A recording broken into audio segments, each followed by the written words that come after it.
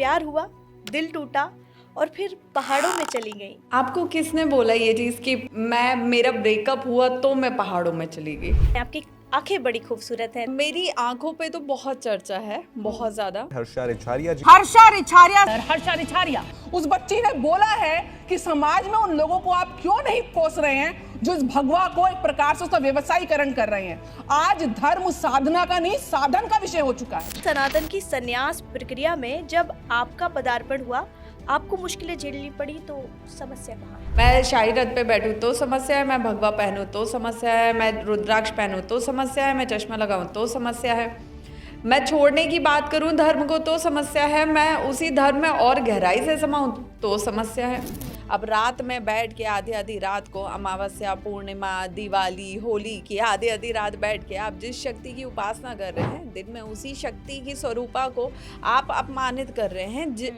वो भी निराधार अपमानित कर रहे हैं। आपके पास कोई आधार नहीं है उसे अपमानित करने का। बुंदेलखंड में मौड़ियन को जन्म खुशी तो नहीं है, वो तो दुख ही है कि मौड़ी हो गई। और हर्षा जी भी अपने खानदान में तीसरी पीढ़ी में आई मौड़ी, और फिर खुशी बन गई इनके घर में। तो मतलब इतिहास बदल गया। देखो, इतिहास तो बन गया। ब्यास गद्दी पे महिलाएं नहीं बैठती हैं, आपको ये भी सुनना पड़ा। किसने बनाया ये नियम?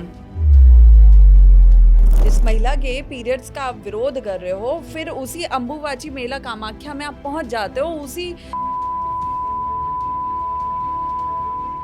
किसी घर में अगर कोई स्त्री दुखी है, तो क्या उसके दुखी होने से उस घर की ऊर्जा प्रभावित होती है? बहुत ज्यादा होती है। बहुत ज्यादा। कैसे? मैंने ऐसा वक्त भी देखा है, हमारे पास खाने को पैसे नहीं थे, उन्होंने मुझे अपनी घर में पहनने वाली, यहाँ से उसकी सिलाई खुली हुई एक फ्रॉक दी और मैं वो पहन के भी खुश थी। आपको भी डिप्रेशन, एंजाइटी का सामना करना पड़ा? ईश्वर से ये बोलती हूँ कि मेरे दुश्मन को भी कभी एंजाइटी, डिप्रेशन, पैनिक अटैक मत देना। इसका ट्रीटमेंट ही नहीं है। क्या अब एक नाचने गाने वाली माघ मेला संभालेगी?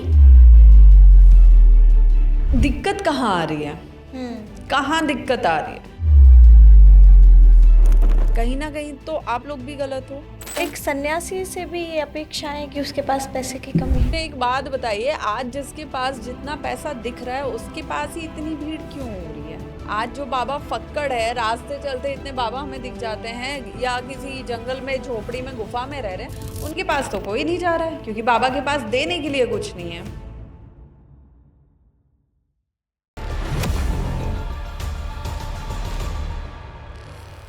महाकुंभ से वायरल हुई, कभी मॉडलिंग, एंकरिंग और ग्लैमर की दुनिया का हिस्सा रही, लेकिन एक टूटन, कुछ गहरे अनुभव और जिंदगी के कठिन दौर ने इन्हें आध्यात्म की ओर मोड़ दिया और बन गई वो एक कथावाचक।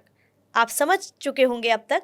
तो हमारे साथ विमेंस टॉक के इस एपिसोड में आज मौजूद हैं साध्वी हर्षानंद गिरी जी। बहुत बहुत स्वागत है आपका। कैसी हैं आप? एकदम बढ़िया। आप कैसी हैं? मैं बहुत अच्छी हूँ, और आज हम आपसे बातचीत करेंगे और जानेंगे आपके बारे में।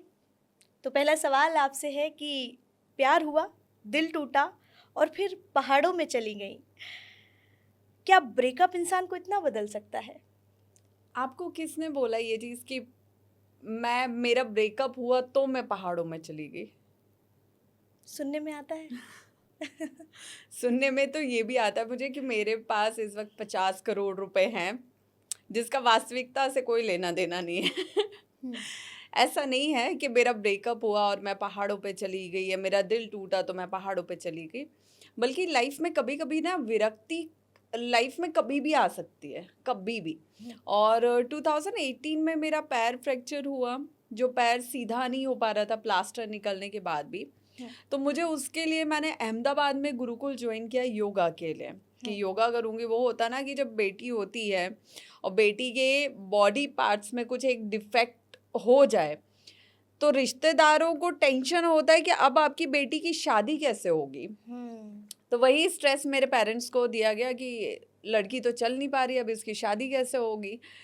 देन उसके बाद मैं योगा के लिए अहमदाबाद गई, मैंने गुरुकुल ज्वाइन किया ताकि योगा से पैर नॉर्मल हो जाए। वो उसका पूरा नसें खुल नहीं पा रही थी, फ्लेक्सिबल नहीं हो पा रहा था।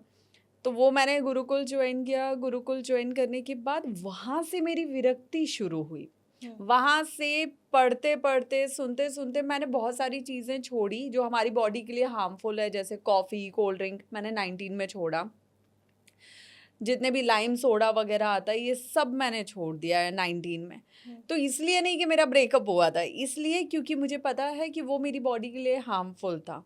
फिर वहाँ से जब मैं प्राणायाम करती थी, मेरे साधना क्लासेस चलती थी, तो वहाँ से कुछ ऐसी चीज़ें मुझे अनुभूतियाँ होना शुरू हुई जिससे अपने आप ही मेरा माइंड डाइवर्ट होना शुरू हुआ।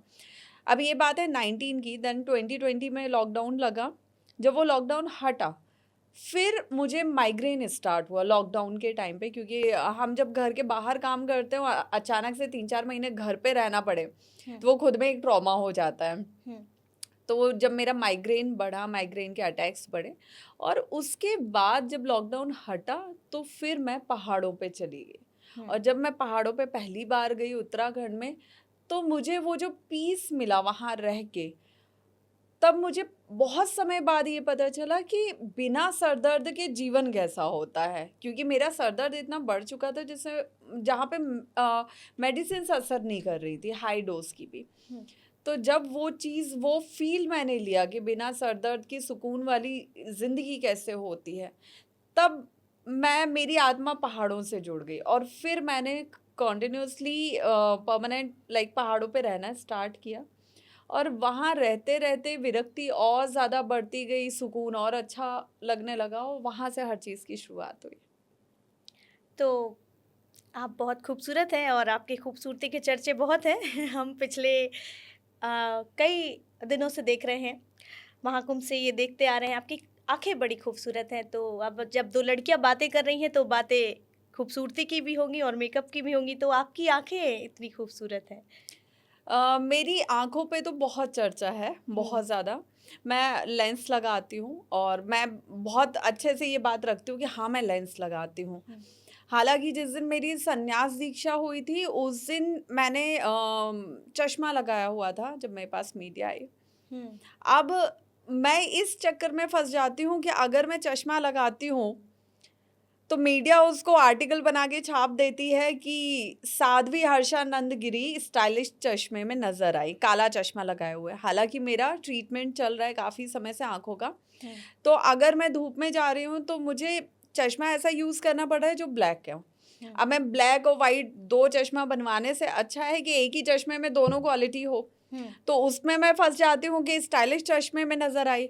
अब मैं हर जगह चश्मा नहीं लगा सकती हूँ रिफ्लेक्शन की वजह से, तो लेंस लगा लेती हूँ। अगर लेंस लगाती हूँ तो दिक्कत होती है कि ये लेंस लगाती हैं साध्वी होके। अब अगर दोनों ही ना लगाऊं, चश्मा और लेंस, तो मुझे दिखे ना, फिर मुझे आप भी ना दिखें, तो हर्षा तो हर तरफ से मारी जाती है। नजर कम है आपकी। मेरा आई साइट बहुत वीक है, इसीलिए आप लेंस लगाती हाँ हैं। जी। अच्छा, तो आंखों की खूबसूरती का राज ये है। यस। तो सनातन में स्त्री को शक्ति कहा गया है, लेकिन उसी सनातन की संन्यास प्रक्रिया में जब आपका पदार्पण हुआ, आपको मुश्किलें झेलनी पड़ी, तो समस्या कहाँ है? मुझे तो कोई समस्या नहीं है, समस्या उनको है जो विरोध करते हैं। मैं किसी का विरोध नहीं कर रही, मैं किसी का अपमान नहीं कर रही, मैं किसी से कोई प्रश्न नहीं कर रही। समस्या उन लोगों को है जो मेरा विरोध कर रहे हैं, जो मुझ पे प्रश्न खड़े कर देते हैं, जो मेरा अपमान करते हैं, जो मेरा मजाक उड़ाते हैं, उन्हें समस्या है। और उनकी समस्या से मैं मतलब नहीं रख सकती हूँ, क्योंकि अगर आपको मेरे हर काम से समस्या है, मैं शाही रथ पे बैठूँ तो समस्या है, मैं भगवा पहनूँ तो समस्या है, मैं रुद्राक्ष पहनूँ तो समस्या है, मैं चश्मा लगाऊँ तो समस्या है, मैं छोड़ने की बात करूँ धर्म को तो समस्या है, मैं उसी धर्म में और गहराई से समाऊँ तो समस्या है। तो आपकी समस्याओं की लिस्ट बहुत लंबी है और उसको मैं लेके नहीं बैठ सकती हूँ। जिस सनातन में, जिस धर्म में हम स्त्री को ही शक्ति के रूप में पूजते हैं, आज आप किसी भी सिद्ध पुरुष के पास जाएंगी, किसी भी संत के पास जाएंगी, किसी भी व्यक्ति के पास भी जाएंगी, तो उसके जीवन में कहीं ना कहीं शक्ति जुड़ी हुई है। आप धन की बात करें, आप बुद्धि की बात करें, आप ऐश्वर्य की बात करें, आप ऊर्जा की बात करें, आप सिद्धियों की बात करें, आप तंत्रों की बात करें, हर चीज़ शक्ति से जुड़ी हुई है। अब रात में बैठ के आधी आधी रात को, अमावस्या, पूर्णिमा, दिवाली, होली की आधी आधी रात बैठ के आप जिस शक्ति की उपासना कर रहे हैं, दिन में उसी शक्ति की स्वरूपा को आप अपमानित कर रहे हैं। वो भी निराधार अपमानित कर रहे हैं, आपके पास कोई आधार नहीं है उसे अपमानित करने का। लेकिन ये सब सिर्फ एक गेम चल रहा है, एक टीआरपी, एक ईगो गेम चल रहा है। एक महिला के लिए बड़ा मुश्किल है आध्यात्मिक जगत में अपनी जगह बनाना, अपनी पहचान बनाना। अभी भी बहुत मुश्किल है ये। देखिए, अभी भी तो आप नहीं बोल सकते हो कि अभी भी बहुत मुश्किल है। ये मुश्किल है, और बात सिर्फ अध्यात्म की नहीं है। मुझे लगता है आज की डेट में कोई सेक्टर, कोई फील्ड ऐसा नहीं है जहाँ पे टफ ना हो। लेकिन हाँ, जब आप कॉर्पोरेट में जाते हो, आपको वहाँ के पॉजिटिव नेगेटिव इफेक्ट्स पता है। आप पॉलिटिक्स में जाते हो, आपको पता है। आप ग्लैमर में जाते हो, आपको पता है। आपको यहाँ का कुछ नहीं पता है। यहाँ जो एकदम से आपके सामने आएगा ना, तब आप हिल जाओगे कि यहाँ ऐसा हो सकता है क्या। लेकिन कहीं भी कुछ भी हो सकता है। आपको लगता है कि एक पर्दा लगा हुआ है इसके पीछे भी? बिल्कुल, ये जो रंग है ना, इस रंग का एक पर्दा है, और इस रंग के पीछे बहुत सारी राजनीति है। इसमें भी जो लोग दिखते हैं वो है नहीं। बहुत कम लोग ऐसे हैं जो जैसे दिखते हैं वैसे हैं, वरना बहुत से लोग ऐसे हैं जो जैसे दिख रहे हैं वैसे नहीं हैं। ये समझने की ज़रूरत है। और हाँ, नारी के लिए अब बहुत से लोग बोलेंगे, अरे ये वुमेन कार्ड खेल रही हैं कि महिला महिला महिला। देखिए, नारी को टारगेट करना इजी इसलिए हो जाता है क्योंकि आप जब, वो कहीं से नहीं टूटेगी, उसका आप मनोबल नहीं तोड़ पाओगे, उसका आप संकल्प नहीं तोड़ पाओगे, उसकी आप जिद नहीं तोड़ पाओगे, तब आप अटैक करोगे उसके कैरेक्टर पे। और जब बात कैरेक्टर पे आएगी, अगर वो लड़की अनमैरिड है, अविवाहित है, और आप उसके कैरेक्टर पे बात करोगे तो उसकी फैमिली डर जाएगी, रिश्तेदार डराएंगे कि अरे लड़की की इतनी बदनामी हो गई, अब इससे शादी कौन करेगा। माता पिता को डर होगा कि अब हमारी बेटी से कौन शादी करेगा, इतनी बदनामी होगी, तुम ये काम छोड़ो, चुपचाप शादी करो। अगर लड़की शादीशुदा है तो पति और ससुराल वालों का डर, अरे तुम्हारी इतनी बदनामी हो रही है, समाज में हमारी बदनामी हो रही है, ये हो रहा है, तुम छोड़ो ये काम। तो एक नारी को बहुत ईजिली उसके कैरेक्टर को लेकर अटैक किया जाता है, और वहाँ पे वो टूटती है। अगर वो नहीं टूटेगी तो रिश्तेदार प्रेशर बना बना के परिवार को तोड़ेंगे, और परिवार फिर उसे झुकने पे मजबूर कर देगी। तो ये एक सॉफ्ट टारगेट हो जाता है। और महिलाएं बहुत इमोशनल होती हैं, ये भी कोई बड़ी वजह है इसमें कि... हाँ बिल्कुल। देखिए, आप और हम जैसे जो लोग हैं, हमें कोई कुछ भी बोले, है ना, हम भले ही कुछ भी हो जाए, लेकिन एक पॉइंट पे आके हम इमोशनल हो जाते हैं, हम भावुक हो जाते हैं, हमें बुरा लगता है, हमें जल्दी बुरा लगता है।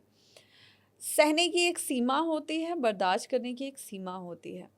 लेकिन हाँ, आज मैं ये बात गर्व के साथ कह सकती हूँ कि जितना मैंने झेला है 1.5 साल में, ये किसी लड़की के लिए झेलना कोई छोटी बात नहीं होती है। जब आपको हर तरह से डराया धमकाया जाए, हर तरह से आपके परिवार को डाउन किया जाए, आपके कैरेक्टर पे लाखों सवाल उठाए जाएं, और सवाल उठाने वाले भी कुछ संत हों, तो जितनी मजबूत मैं बनी रही हूँ, लाख बार रोने के बाद भी आज मैं यहाँ पे अड़ी हुई हूँ, ये लड़की के लिए इजी नहीं होता है।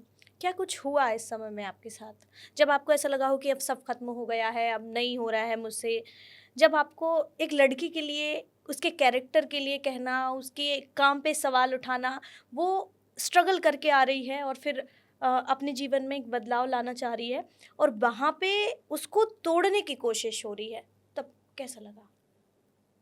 देखिए, ये सवाल ना बहुत अजीब सा है कि तब कैसा लगा, क्योंकि अगर ये शायद आपके साथ हुआ होता तो आपको भी बहुत बुरा लगता, बहुत बुरा लगता, है ना। तो इस तरह से सवाल करना मुझे नहीं लगता है कि ठीक है कि तब आपको कैसा लगा। ऑब्वियस मुझे भी बुरा लगा है, बहुत सी रातें मैंने रो के और मरते हुए जी के गुजारी हैं।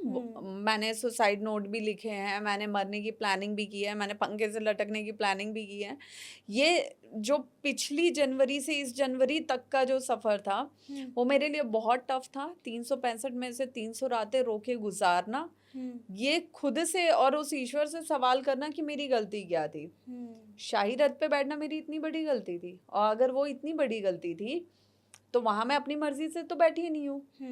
तो जिनकी मर्जी से मैं बैठी, जिनकी आज्ञा से मैं बैठी, उनसे सवाल क्यों नहीं, उनसे क्यों नहीं पूछा गया, उनसे क्यों नहीं बात की गई? सारे ये आरोप प्रत्यारोप विरोध ये सब मेरे साथ क्यों हो रहे हैं? मैंने अपनी मर्जी से क्या किया है? तो बहुत सी चीज़ें होती हैं और बहुत सा मन में उथल पुथल होता है, बहुत सारी चीज़ें लगती हैं कि ये क्यों हो रहा है, क्योंकि मैं जिस जगह से आई थी, जब मैंने काम छोड़ा एंकरिंग का, मैंने अपनी लाइफ के 13 साल एंकरिंग में दिए हैं। और जिस वक्त मैंने काम छोड़ा है उस वक्त मैं इंडिया में कम आउट ऑफ इंडिया ज़्यादा काम कर रही थी। तो लाइफ का कोई ऐसा पार्ट नहीं है जो मैंने देखा नहीं है और जिसका मुझे अब लालच रहा हो कि मुझे ये करना है, ये करना है। नहीं, जो लोगों को लगता है कि ऐसा करना है वो सब मैंने करके देख लिया, वो सब सारी ज़िंदगी मैंने जी के देख ली। तो मुझे कोई लालच नहीं दे सकता कि लाइफ में ये पहनना रह गया, ये घूमना रह गया, इस गाड़ी में ट्रैवल करना रह गया, ऐसा स्टे देखना रह गया। मैंने सब कुछ देख के रखा हुआ है। मैंने अच्छा आउट ऑफ इंडिया भी बहुत घूमा हुआ है, बहुत काम किया हुआ है। तो मेरे अंदर वो लालच बाकी नहीं रहा कि ये अभी बाकी है, नहीं। और वो सब करके भी अगर मैं यहाँ बैठी हूँ और इतना सब झेल रही हूँ, तो कहीं ना कहीं उसका एकमात्र रीज़न मेरी भक्ति है, मेरा धर्म है। उसको उस पे कोई यकीन करे तो ठीक, ना करे तो ठीक। मैं हर किसी को मनाने नहीं जा सकती कि देखो मेरे भाव निर्मल हैं, मुझ पे यकीन करो। मत करो ना। स्वतंत्र देश के स्वतंत्र नागरिक हो, आपको पूरी स्वतंत्रता है ये सोचने की कि मैं कैसी हूँ कैसी नहीं। आपका अपना ऑब्जर्वेशन है, आप ऑब्जर्व कीजिए। तो आपने बताया कि आपने आउट ऑफ कंट्री बहुत घूमा है, सबसे अच्छा क्या लगा आपको, कौन सा देश लगा? देखिए, घूमने के हिसाब से मुझे लगता है कि मैं कई बार जब पेरेंट्स से मिलती हूँ और वो अपने बच्चे को लेके मुझसे सवाल करते हैं, तो मैं सबको ये बोलती हूँ कि एक बार स्कूल ख़त्म होने के बाद ना, 12th से निकलने के बाद अपने बच्चे को एक फिक्स अमाउंट दो, ठीक है, और उसको बोलो तुम्हें जहाँ घूम के आना है आओ, कोई उससे कांटेक्ट मत रखो। क्योंकि बच्चा तब तक सीखता ही नहीं है जब तक माँ बाप उसे घर में रख के सिखाते हैं। बच्चा तब सीखता है जब वो जीवन में ठोकर खाता है बाहर जाके। तब उसे पता होता है कि इतने कम पैसे में सरवाइव कैसे करना है। तब उसे पता होता है कि ठोकर कैसे कैसे पड़ सकती है। तब उसे पता होता है कि जीवन में माँ बाप से बाहर निकल के आपको अपने दम पे जब कुछ करना होता है तो वो काम कैसे होते हैं। तब उसे पता चलता है कि भरोसा कैसे कैसे टूट सकता है। और वो जो उसका एक्सपीरियंस रहेगा ना, वो उसे जीवन में बहुत आगे लेके जाएगा।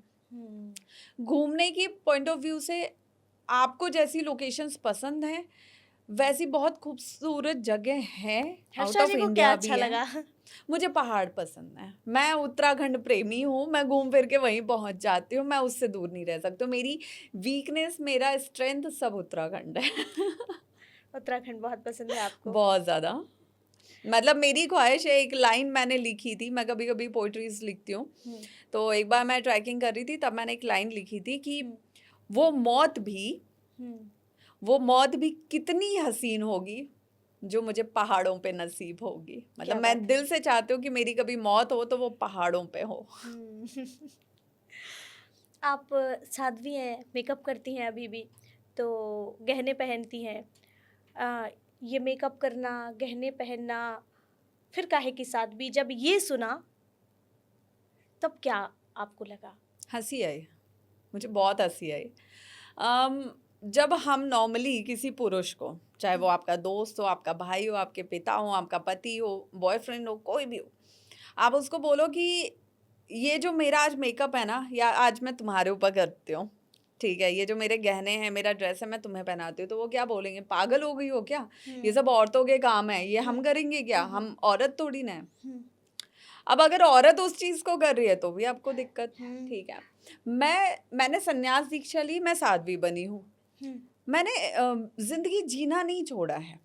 और जिस धर्म में हमें स्वयं शक्ति ये बोलती हैं, स्वयं लक्ष्मी ये बोलती हैं कि नारी को हमेशा बन सवर के रहना चाहिए, हमेशा तैयार रहना चाहिए, तो वहां पे फिर मुझ पे सवाल क्यों? इसलिए क्योंकि मैं सन्यासी बन गई हूँ, तो मैं पागल थोड़ी ना बनी हूँ।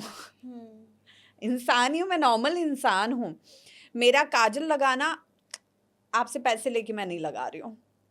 मेरी मर्जी है, मैं अपना अफोर्ड कर सकती हूँ। मैं काजल लगा रही हूँ, मैं सनस्क्रीन लगा रही हूँ, मैं लिप बाम लगा रही हूँ। और मुझे चाहिए कि जब मैं शीशे में खुद को देखूँ तो मुझे दुनिया को मैं बेवकूफ़ लगूं, लेकिन मुझे मैं सुंदर लगनी चाहिए। और ये मेरा पहला पॉइंट ऑफ व्यू है।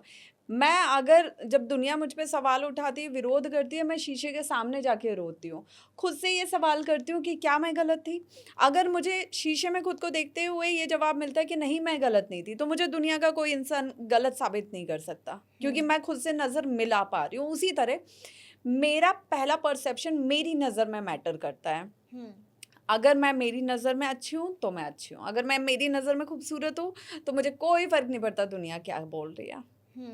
मैं आज भी वैसे ही रहूँगी जैसे मैं रहना चाहती हूँ, क्योंकि मेरा पॉइंट ऑफ व्यू, समाज में जितने लोग, चाहे वो कोई भी हो, जितने लोग मुझ पे आरोप लगा रहे हैं, विरोध कर रहे हैं, मेरे हर चीज़ का ऑब्जेक्शन उठा रहे हैं, इनमें से किसी एक के जीवन में भी मैंने अभी कुछ भी करना शुरू कर दिया ना कि तुम ये मत पहनो, तुम ऐसे मत रहो, तो इनमें से कोई एक व्यक्ति एक दिन भी मेरी बात नहीं मानेगा। क्यों? क्योंकि उसका जीवन है, उसे पता है उसे कैसे जीना है। तो मुझसे ये अधिकार छीनने वाला कौन होता है? मैं वैसे ही रह रही हूँ जैसे मुझे रहना है। बचपन कैसा रहा आपका? आप बुंदेलखंड से हैं, तो बुंदेलखंड में रही हैं? हाँ, मैं काफ़ी रही हूँ। मतलब जब मेरा जन्म होने वाला था, मेरी मम्मी 2 साल ट्रेनिंग पे थी गाज़ियाबाद में, एनजीओ की ट्रेनिंग में। और जिस वक्त उनकी ट्रेनिंग चल रही थी, मैं उनके गर्भ में थी। मम्मी ट्रेनिंग कंप्लीट करके रात को दादी के यहाँ पहुँची हैं। हमारा गांव है झांसी के पास मऊरानीपुर, मऊरानीपुर के पास हमारा 20 किलोमीटर दूर गांव है। मम्मी गांव पहुँची हैं आज शाम को, और कल सुबह सुबह मेरा जन्म हो गया। मैं पूरी ट्रेनिंग में अपनी मम्मी के साथ थी। ठीक है। और फिर उसके बाद जब मेरा जन्म हुआ, तो मेरा जन्म खानदान में 3 पीढ़ियों के बाद एक लौती बेटी। ठीक है, क्योंकि मेरे पापा की बुआ नहीं थी, मेरे दादाजी की कोई बहन या बुआ नहीं थी, फिर मेरा होना, और अभी भी मैं ही बेटी हूँ, बाकी सब भाई लोग हैं। देन वो सारा होना, फिर जब मेरा जन्म हुआ, उसी टाइम पे गांव में एक औरत आई घर पे। उसने बोला कि उनके यहाँ न्योता है, और वहाँ पे ना, मम्मी ने पूछा दादी को कि उनके यहाँ किस चीज़ का न्योता, तो दादी ने बताया कि उनके यहाँ बेटा हुआ है इस चीज़ के लिए। तो मम्मी ने बोला कि हम भी करेंगे। तो दादी ने बोला कि सिर्फ बेटों के लिए होता है, बेटी के लिए आज तक किसी ने किया नहीं है। तो मम्मी ने पापा को बोला कि मुझे करना है इसके लिए। पापा ने पूरे गांव के लिए भंडारा किया था, और मैं पहली बेटी थी गांव की जिसके पैदा होने पे भंडारा किया गया खुशी से। और फिर क्योंकि मेरा जो निकनेम निकला था, उस निकनेम पे उस मोहल्ले का नाम रख दिया गया था। तो ऐसे करके अभी तो भी आप बता दीजिए हमको, क्या है आपका निकनेम? मेरा निकनेम निकला था सोना, और उस मोहल्ले का नाम पड़ गया था सोनपुर। नाइस जी। तो बुंदेलखंड से हैं आप, मैं भी बुंदेलखंड से हूँ, तो थोड़ी सी चर्चा आप बुंदेली में कर लेते हैं। काहे कि बुंदेलखंड में मौड़ियन को जन्म खुशी तो नहीं है, वो तो दुख ही है कि मौड़ी हो गई। और हर्षा जी भी अपने खानदान में, हालांकि तीसरी पीढ़ी में आई मौड़ी, और फिर खुशी बन गई इनके घर में। तो मतलब इतिहास बदल गया गांव को, है इतिहास बन गया गांव में। मैं अभी थोड़ा सा कोशिश करती हूँ। देखो, इतिहास तो बन गया, लेकिन क्या है कि बहुत से लोगन की छाती भी जरी। हाँ, ठीक है। बिन्नू आई अब घर में, लला तो हाँ। आई नहीं। और लेकिन कुछ लोगन का खुशी भी भाई कि चलो ठीक है ठीक है। और उसके बाद मतलब अब मैं ज़्यादा बोल नहीं पाती हूँ बुंदेलखंडी, तो इसलिए मैं कंफ्यूज हो रही हूँ। तो अब एक ये हालात ये हैं कि जब गांव वालन का पता चलो कि चलो रिछारिया चाची की जो नातिन है वे कथा करन लगी, तो गांव के सरपंच जी ने कही कि अब कुछ ही दिनन में पता चल है कि हमारे गांव को नाम बदल के हर्षा के नाम पे रख दो है। अरे वाह, क्या बात है। मतलब इतनी ज़्यादा वहाँ मीडिया का आना जाना, और लोगों में वो खुशी का माहौल, और सरपंच जी का मेरी दादी को ये कहना कि आज हम चाहते हैं कि पूरे गांव की लड़कियां ना इसकी तरह बने। बुंदेलखंड में एक बेटी का जन्म होना एक गांव में उस बेटी के जन्म पे खुशी मनाना, भंडारे करना उनके परिवार का, आज उसी बेटी ने उस गांव का इतिहास बदल दिया, उस गांव का भविष्य बदल दिया एक तरह से। तो बेटियां बुरी नहीं होती हैं, अब दौर बदल रहा है, समय बदल रहा है, हालांकि बुंदेलखंड में भी लोगों की सोच बदल रही है। और जैसे स्वागत हर्षा जी का हो रहा है, वैसे ही हर घर में बेटियों का स्वागत होता है। तो हम कंटिन्यू करते हैं। आपकी जो यात्रा है वो वहाँ से शुरू हुई, फिर आप मॉडलिंग में आ गई, और कैसा रहा आपके जीवन का सफ़र? मेरे जीवन का सफ़र बहुत अच्छा रहा। मैंने स्टार्ट जब किया था अपने करियर का स्कूलिंग में ही, तो मैंने एज अ ब्रांड प्रमोटर से किया था। उसके लिए मेरी पहली कमाई जो थी वो ज़िंदगी में 150 रुपये थी 8 घंटे की। तो वहाँ से मैंने शुरू किया था, और फिर करते करते एंकरिंग आया। एंकरिंग जो पहला काम मैंने किया था एंकरिंग का, तब मैंने 250 रुपये लिए थे एक दिन के। फिर वहाँ से 13 सालों की वो जर्नी, जब मैं पहली बार स्टेज पे चढ़ी तब मुझे ये भी नहीं पता था कि एंकर कौन होता है। मैं बस, आंटी ने बोला बेटा रेडी होके एंकरिंग करनी है, मैं रेडी होके चली गई। अब मैं आंटी को पूछूं कि आंटी एंकरिंग में करते क्या है, तो वहाँ से खुद गलतियाँ करके खुद स्टेज पे ही सीखा है। मैंने कोई कोर्स नहीं किया, कुछ नहीं किया, हालातों ने ही मुझे सिखाया है।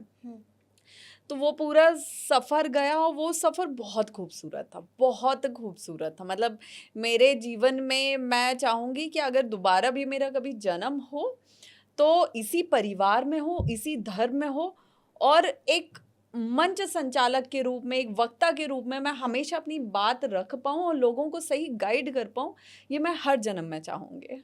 तो एक वो अच्छा काम हुआ। देश विदेशों में काम करना, ट्रैवल करना, अलग अलग शहरों में रहना, एक दिन में हज़ारों लाखों लोगों से मिलना, अलग अलग अनुभव लेना, वो भी जीवन का एक अलग दौर रहा।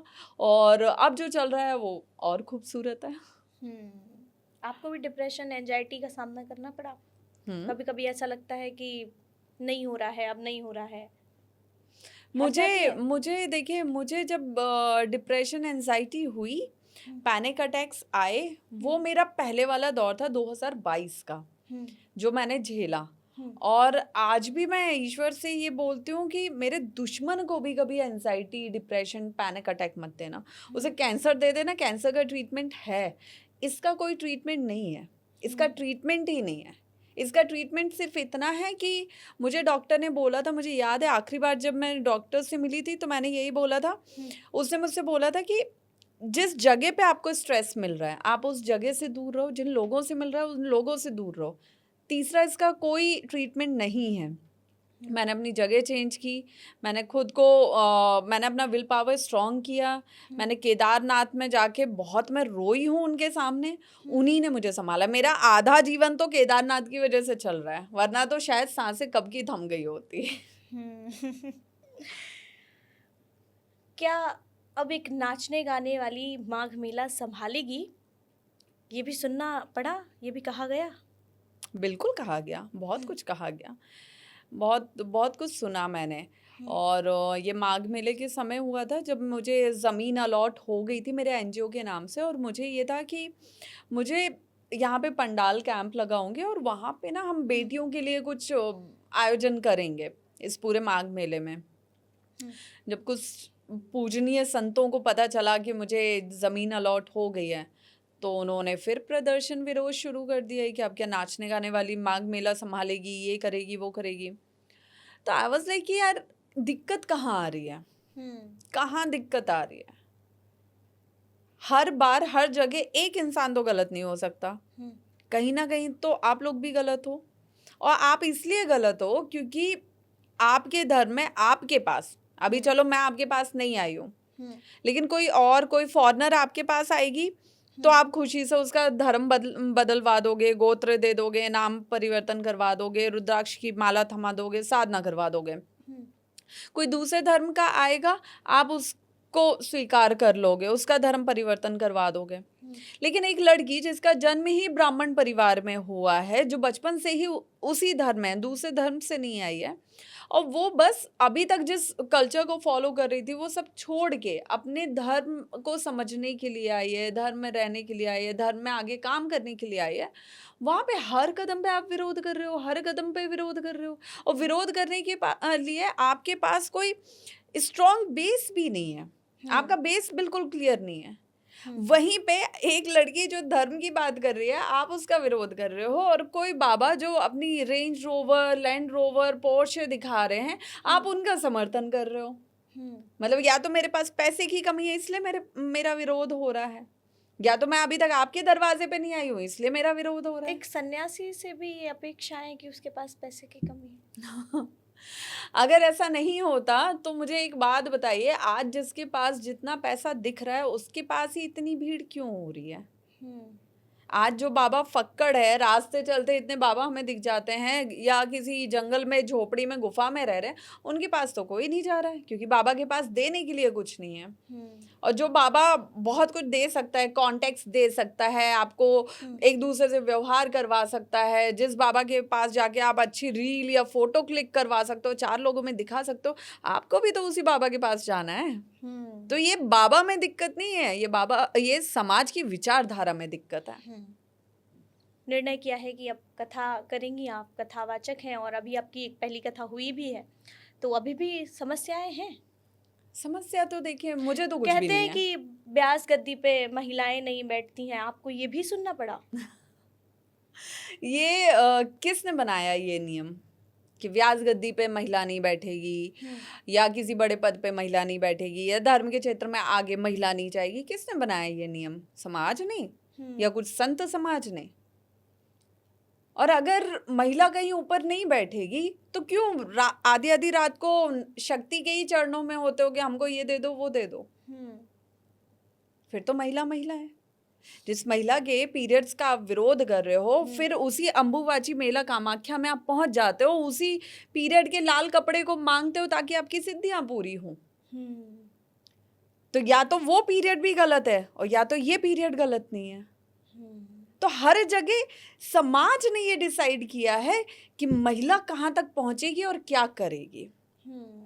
गलती महिला में नहीं है, बुराई महिला में नहीं है, ये विचारधारा का फर्क है, सोच में। ये सोच की सबसे बड़ी गलती है। तो ये खुद में ही चल रहा है कि ये यहाँ नहीं जाएगी, ये नहीं करेगी, और सबसे ज़्यादा रिस्ट्रिक्शंस हमारे धर्म के क्षेत्र में ही हैं। मैं खुल के बोल दे रही हूँ इसलिए मैं बहुत ज़्यादा चुभ जाती हूँ। बहुत से लोग खुल के नहीं बोल रहे हैं कि भैया हमको व्यवहार खराब नहीं करना, हमें ये खराब नहीं करना, और मुझे ये लग रहा है कि मुझसे बना के ही किसने रखा। और एंड में मैं अपनी एक, मतलब बहुत रेयर लोग हैं मैं फिंगर्स पे काउंट कर सकती हूँ कि किस किस ने मेरा साथ दिया है संत समाज में, लेकिन कितनों ने विरोध किया उसकी कोई गिनती नहीं है। तो ये बहुत बड़ा फर्क है। अब रही बात कथावाचक की, तो देखिए, ना तो मैंने कुंभ में आने का पहले से प्लान किया था, गुरुजी की आज्ञा हुई, मैं आई। उसके बाद जो होना था वो भी मेरी प्लानिंग नहीं थी, मुझे संन्यास लेना था वो भी मेरी प्लानिंग नहीं थी, सडनली चीज़ें हो गई। मुझे कथा मैंने बिल्कुल भी प्लान नहीं किया हुआ था, लेकिन वो भी मेरे पास अचानक से आया। गुरुजी और मैं बैठे हुए थे, अचानक से कथा का आया, मैंने गुरुजी से पूछा। जिसने मुझे कथा दी उसको भी पता था मैंने अभी तक कथा नहीं की है, गुरुजी को भी पता था, लेकिन उन्होंने बोला कि हम चाहते हैं आप करो। मैंने कहा ठीक है, अगर आपको मुझ पे इतना भरोसा है तो मैं पूरी कोशिश करती हूँ कि मैं कर पाऊँ। और जब मैं पहले दिन व्यासपीठ पे बैठी तो पहले दिन वहाँ पे 500-700 लोग थे। एंड मैं बोल रही हूँ, कुछ लोग बोलेंगे कि बताओ अपने को लेके कितनी डीप मोटिवेट हैं ये, लेकिन जब मैं पहले दिन बैठी और 500-700 लोग थे ना, तो मुझे लगा कि धीरे धीरे ये हर दिन ना ये लोग कम होते जाएंगे, मुझे सुनने कोई नहीं आएगा। मतलब हमारे देश में इतने बड़े बड़े कथावाचक हैं और मेरी पहली कथा है तो लोग मुझे सुनने क्यों आएंगे। लेकिन हर दूसरे दिन वो जो लोगों की संख्या थी वो 3 गुना 4 गुना बढ़ती जा रही थी, और जहाँ पहले दिन 500-700 लोग थे, आखिरी दिन होते होते 1.5 लाख पार लोग थे। तो उन लोगों ने मुझ में ये हौसला दिया, मुझ में ये हिम्मत दी कि नहीं, आप करो, हम आपके साथ हैं। तो वहाँ जो मुझे नारी शक्ति का साथ मिला, समर्थन मिला, वो मेरे लिए बहुत बहुत बड़ी बात है। और आगे भी जो होगा उसकी मेरी कोई प्लानिंग नहीं है, जो होगा वो ईश्वर खुद ही करवा लेगा। महिलाओं को हर फील्ड में दिक्कतों का सामना करना पड़ता है, ये सच है, लेकिन समाज अभी तक स्वीकार नहीं कर पाया है महिलाओं का आगे बढ़ना, ये भी सच है। बिल्कुल सच है। और मैं पूरे समाज में भी ये बात नहीं करूँगी, क्योंकि कहीं ना कहीं अगर हम पूरे समाज की बात करेंगे, पूरे पुरुषों की बात करेंगे कि पुरुष हमें आगे नहीं बढ़ते देखना चाहते हैं, तो उन पुरुषों में हमारे पिता भी आ रहे हैं, हमारे भाई भी आ रहे हैं, हमारे करीबी दोस्त भी आ रहे हैं, हमारे कुछ गिने हुए लोग भी आ रहे हैं जो पुरुष में हैं, लेकिन वो चाहते हैं कि हम आगे बढ़ें, है ना। तो हर पुरुष गलत नहीं है, हर पुरुष आपको झुकाना या तोड़ना नहीं चाहता है, कुछ पुरुष आपका साथ भी देते हैं। ये सोच सोच का फर्क है। ना हर पुरुष गलत है, ना हर स्त्री गलत है, ना हर युवा गलत है, ना हर संत गलत है। ये सोच सोच का फर्क है, ये अहंकार की लड़ाई है कि ये नारी है तो ये नीचे ही रहेगी, मैं पुरुष हूं तो मैं ऊपर के आसन पे, ऊपर की गद्दी पे ही बैठूंगा। तो ये सोच सोच का कुछ लोगों में फर्क है। आपको क्या लगता है, क्या आधुनिकता के नाम पर महिलाएं अपनी ऊर्जा खोती जा रही हैं? हाँ, बिल्कुल। देखिए, आधुनिक होना बहुत अच्छी बात है, डिजिटल होना बहुत अच्छी बात है, मॉडर्न होना बहुत अच्छी बात है, लेकिन आज मेरे पास चॉइस है, मैं कुछ भी कर सकती हूँ।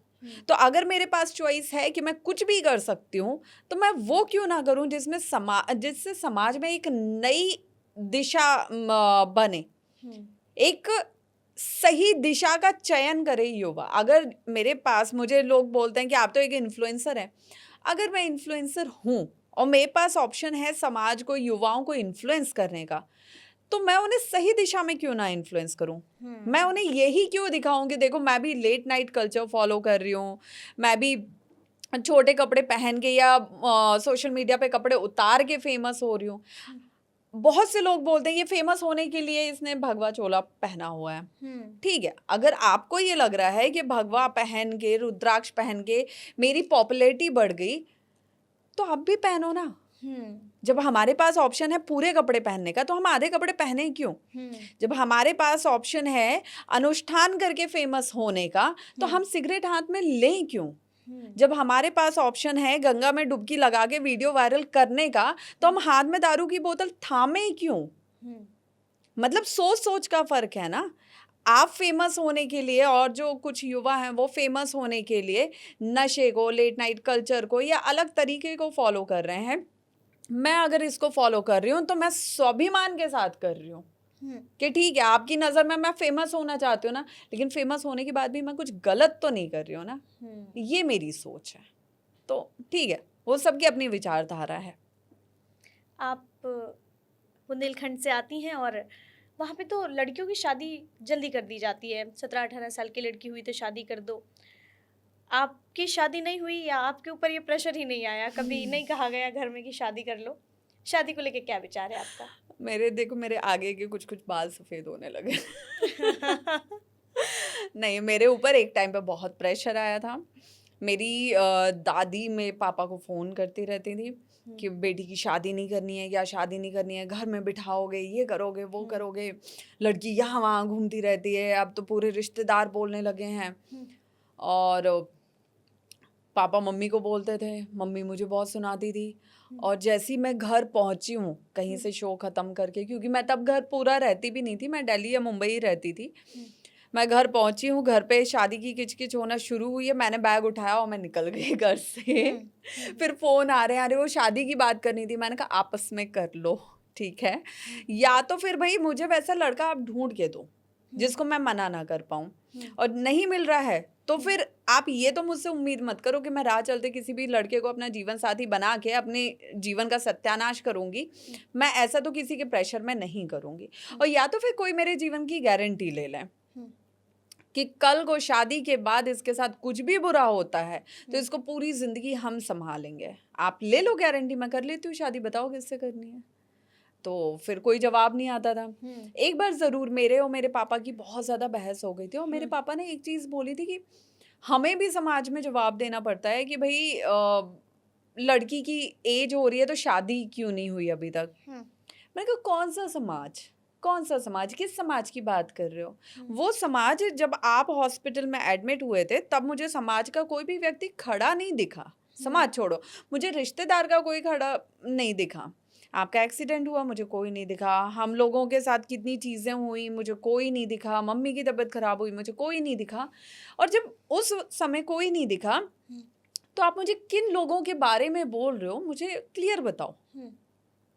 क्योंकि जो मेरे बुरे वक्त में नहीं था, उनकी बातें मेरे लिए कोई मायने नहीं रखती हैं। तो ऐसे करके होता है, हर फैमिली में होता है। और आप एक लाइक किसी भी हिंदू फैमिली से हैं तो मुझे लगता है वो और ज़्यादा डिफ़िकल्ट होता है। फिर बुंदेलखंड से है तो और ज़्यादा डिफ़िकल्ट होता है मैनेज कर पाना। तो वो सारा होता गया। फिर 2022 में चीज़ें और क्योंकि मेरे साथ हादसे बहुत हुए, फाइनेंशियल लॉस बहुत हुए, मेरे मेंटल लॉस बहुत हुए, मेरे रिश्ते बहुत ख़राब हुए। तो वहाँ से फिर मेरी तबीयत बिगड़ना शुरू हुई। फिर उस सब में उलझते फिर मुझसे सबने बोलना बंद कर दिया कि इससे बोलने से कोई मतलब है नहीं, ये सब कुछ छोड़ के वैसे ही भी बैठ गई है पहाड़ों पे। तो फिर ये हुआ कि बातें कम होने लगी। फिर मैं कब मंदिर जाने लगी, कब मेरे को किसी से बात नहीं करने का मन होने लगा। तो वो सब चीज़ें अपने आप होती गई, बातें कम होती गई। परिवार को समझ में आने लगा कि हाँ ठीक है, इसको जो ठीक लगेगा ये कर लेगी। तो उसके बाद चीज़ें शांत हो गई। अब तो ख़त्म ही हो गई। हाँ, अब तो नहीं कोई कहेगा, अब तो जी। उन्होंने एक्सेप्ट कर लिया। लेकिन जब आपका स्कूल चल रहा था, कॉलेज किया आपने, मॉडलिंग किया, एंकरिंग किया, बहुत घूमा, तो इस बीच आपको कोई मिला नहीं? इस बीच आपको प्यार नहीं हुआ? मैं कभी भी मैंने किसी भी मीडिया चैनल पे ये बोला ही नहीं कि मुझे लाइफ में प्यार नहीं हुआ है। मैंने हुआ? कभी किसी को नहीं बोला। हाँ। क्योंकि मैं एक इंसान हूँ, मैं भी उन्हीं फीलिंग्स के साथ मेरा जन्म हुआ है जिसके साथ आपका जन्म हुआ है। तो वो सारी फीलिंग्स मेरे अंदर भी है। मुझे भी प्यार हुआ, मेरा भी रिश्ता चला, फिर मेरा ब्रेकअप हुआ। नॉर्मल इंसान की यही कहानी होती है। तो कैसा रहा वो अनुभव? आज भी लगता है कि नहीं, साथ होता तो अच्छा होता? नहीं नहीं लगता? नहीं, अब बचपन वाला प्यार था? नहीं बचपन वाला भी नहीं था और बहुत पुराना भी नहीं था। लेकिन समझदारी वाला रिश्ता था। और मुझे ये रिग्रेट नहीं होता रिश्ता ख़त्म होने का। आज भी, अभी कल परसों मैं शाम को आराम से बैठी हुई थी, तब मैं ये सोची थी कि लाइफ में ना लोगों का जाना बहुत ज़रूरी होता है। क्योंकि जब तक आपकी लाइफ से लोग जाएंगे नहीं, आप आगे बढ़ नहीं पाएंगे। जब तक आगे बढ़ेंगे नहीं, तब तक आपको ये नहीं समझ में आएगा। आज अगर मैं यहाँ बैठ के सोचूं कि मेरी लाइफ से ये लोग गए हैं, तो मुझे समझ में आएगा कि वो क्यों आए थे, वो मुझे कौन सा लेसन दे के गए हैं, उनका जाना क्यों ज़रूरी था। और अगर लाइफ में आपको आगे बढ़ना है तो पुराने रिश्तों को पीछे छोड़ते जाओ। मैं हर साल, मेरा ये नियम है पिछले कुछ सालों से, मैं 31 दिसंबर को कुछ लोगों को अपनी लाइफ से हटा देती हूँ। ब्लॉक कर दिया, नंबर डिलीट कर दिया, फोटोज डिलीट कर दी। उसके बाद 1 जनवरी से मेरा उन लोगों से कोई रिश्ता नहीं रहता है। और मैं हर साल ये करती हूँ। फिर मैं मुड़ के नहीं देखती। मैं रिश्तों के मामले में बहुत स्ट्रॉन्ग इंसान हूँ। आज की डेट में कोई ऐसा इंसान नहीं है, आज तो छोड़ो, आज से 1 साल 2 साल पहले की भी आप बात करते। हाँ, पिछले साल एक दीदी थी जिनमें मेरी जान बसती थी। मतलब मेरी लाइफ में कोई और रहे ना रहे, उनका रहना ज़रूरी था। लेकिन लास्ट अप्रैल में मैंने उन्हें जब खोया, मुझे 4 महीने लगे उस ट्रॉमा से बाहर निकलने में। और अब कोई नहीं है मेरी लाइफ में, और अब कोई हो भी नहीं सकता है, कि चाहे वो दोस्त हो, कोई भी हो। मैं किसी को खोने से नहीं डरती हूँ। मतलब मेरी कोई वीकनेस नहीं है। आपको क्या लगता है, जो महिलाएं बहुत बार धोखा खाती हैं, तो क्या गलती वो ऐसी करती होंगी कि उन्हें बार बार धोखे मिल रहे हैं? ये देखिए, कुछ तो प्रारब्ध भी होते हैं, कुछ हमारे पूर्व जन्म के कर्म बाकी रह गए हैं, जिनसे आज, अगर मैं आज आपसे बैठ के बात कर रही हूँ तो मेरा आपका एक बार तो सामना हुआ है हमारे पिछले जन्म में, तभी हम आज यहाँ पे बैठे हुए हैं। बिना बेवजह कोई आपके जीवन में नहीं आता है। हर वो इंसान जिससे आप दोस्ती का रिश्ता रख रहे हो, भाईचारे का रिश्ता रख रहे हो, पार्टनर है, हस्बैंड है, पेरेंट्स हैं, भाई बहन है, हर इंसान आपके पुराने कर्म लेके आपसे आज मिल रहा है। आप जिससे धोखा खा रहे हो, उसको आपने धोखा दिया भी है। आज हम रोते हैं ना इस बात पे कि यार उसने हमें ऐसा धोखा दिया, चाहे वो दोस्त हो, बिजनेस पर्सन हो। उसने हमें ये लॉस दे दिया, ये मेंटल टेंशन दे दी, हम उसको वो दे के आए हैं अपने पिछले जन्म में, और उसका हिसाब पूरा करने के लिए हमारा ये जन्म हुआ है।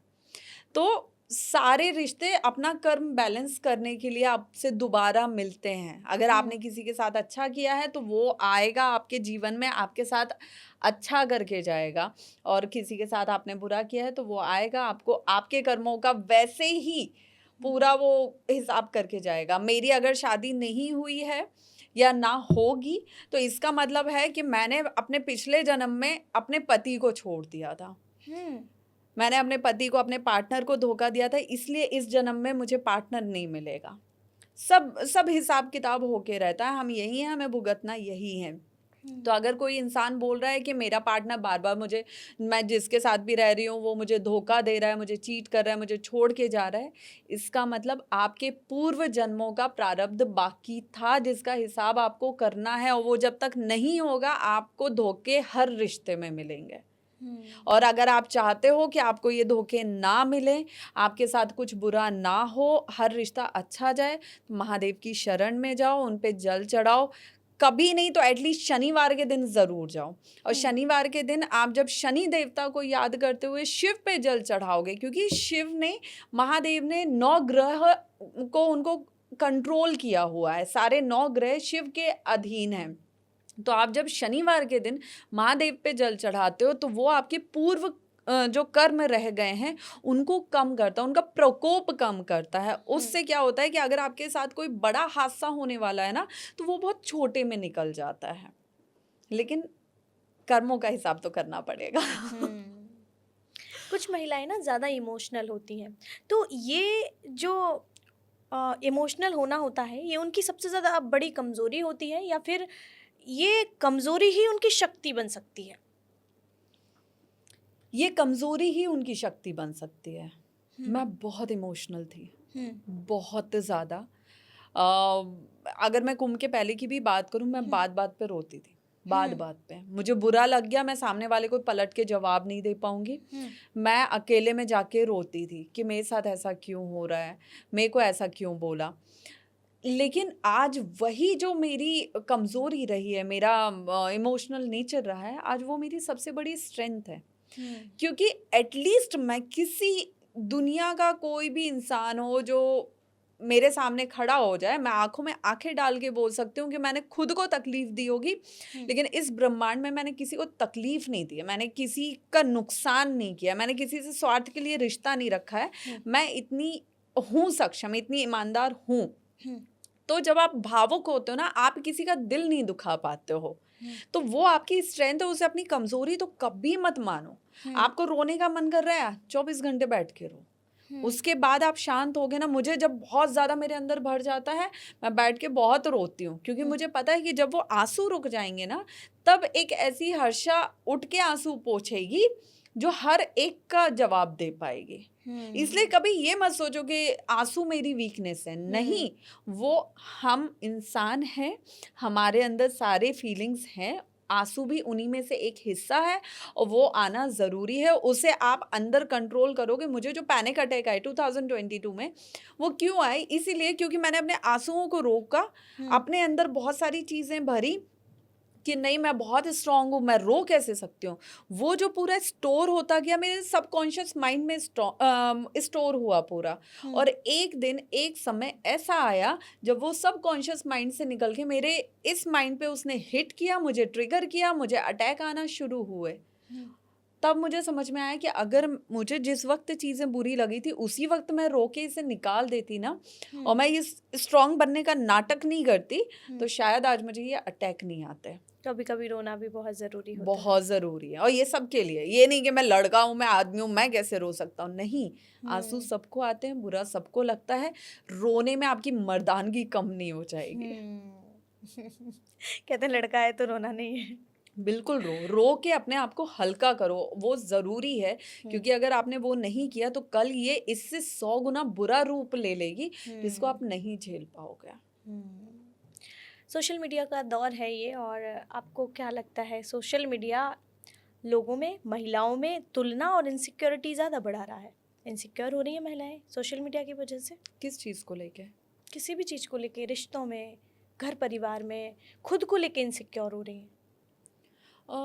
मैंने ऐसा कुछ फ़ील नहीं किया है। हाँ, सोशल मीडिया पे एक चीज़ ज़रूर हो रही है कि आपके जितने ज़्यादा फ़ॉलोवर्स होते जाएँगे और आप दूसरों से हट के कुछ करते जाएँगे। अगर आप भेड़-चाल फ़ॉलो कर रहे हो, वही कर रहे हो जो सब कर रहे हैं, तो कोई दिक्कत नहीं है। लेकिन अगर आप कुछ अलग कर रहे हो, कुछ अलग दिख रहे हो, कुछ अलग बोल रहे हो, तो आपको बहुत सी बातों का सामना करना पड़ेगा।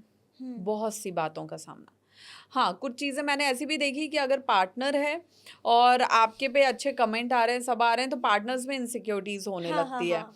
कि इसको तो इतने लोग पूछ रहे हैं, ये कर रहे हैं, वो कर रहे हैं, ये कहीं किसी से बात तो नहीं शुरू कर दी ये वो। तो देखो, जिसको करना होता है उसको वो बहाने ढूंढ लेता है, उसको सिर्फ सोशल मीडिया की ज़रूरत नहीं है, वो कहीं से भी बहाने निकाल लेगा। और जिसको नहीं करना है वो आप उसे दुनिया में कहीं भी छोड़ दो, वो नहीं करेगा, क्योंकि उसका फोकस रहेगा कि उसको लाइफ में पहुंचना कहाँ है। अगर उसका फोकस लोगों पे रहेगा तो वो लोगों में ही जाएगा। उसका फोकस खुद का करियर आगे बढ़ाने में रहेगा तो वो सिर्फ इस पे फोकस करेगा कि मुझे कैसे वहां तक पहुंचना है। तो ये पर्सन टू पर्सन डिपेंड करता है। हमारे अंदर आजकल इनसिक्योरिटीज रिश्तों में इसीलिए आ रही हैं क्योंकि हम ना, एक तो इतने खराब होते हुए रिश्तों को हमने देख लिया है, तो ट्रस्ट इश्यूज होना स्वाभाविक है, लेकिन उतना ट्रस्ट होना भी जरूरी है। हाँ, अगर एक बार आपका ट्रस्ट किसी ने तोड़ दिया तो उसे दूसरा मौका भी मत दो, क्योंकि वहां आप बेवकूफ़ी कर रहे हो। ये होता है ना कि कोई बात नहीं, एक बार इंसान से गलती हो जाती, एक बार जो गलती हुई है वो भी जानबूझ के की गई है, आगे जो आप मौका दोगे वो भी जानबूझ के होगा। तो आगे आप मौका दोगे तो आप अपने ही पैर पे कुल्हाड़ी मारोगे, वरना एक बार में ही उस इंसान से दिशाएं अलग कर लो। दूरी बनाना भी कभी कभी बहुत Yes. ज़रूरी हो जाता है। किसी घर में अगर कोई स्त्री दुखी है तो क्या उसके दुखी होने से उस घर की ऊर्जा प्रभावित होती है? बहुत ज़्यादा, होती है। बहुत ज़्यादा। कैसे? मैं जैसे अभी किसी के घर जाती हूँ तो ईश्वर की कृपा से मुझे एनर्जीज बहुत जल्दी समझ में आती है, इंसान की भी, जगह की भी।